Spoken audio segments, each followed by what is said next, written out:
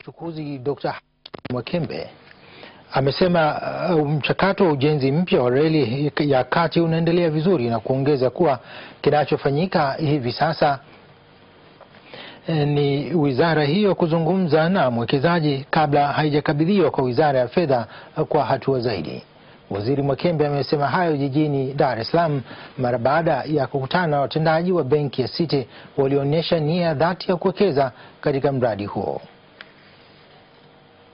Meetings za maandalizi ya mkopo mkubwa ambao unaenda kwenye dola bilioni 7 kwa ajili ya ujenzi wa kilomita 2707 za reli yetu ya kati. Ni muhimu hiyo, tunaonyesha serikali ambavyo kwa kweli tunataka sana reli yetu ya kati kwa kweli sasa ijengwe kwa kiwango cha kimataifa standard gauge, na iweze kuchangia katika kuleta mabadiliko makubwa ya uchumi nchini. Pia kwa reli ya kati yenye uwezo wa kubeba mizigo mizito zaidi kutasaidia kuongeza wateja katika bandari ya Dar es Salaam na kutapunguza uharibifu wa barabara unaotokea hivi sasa kutokana na mizigo mizito inayosafirishwa kwa njia ya barabara.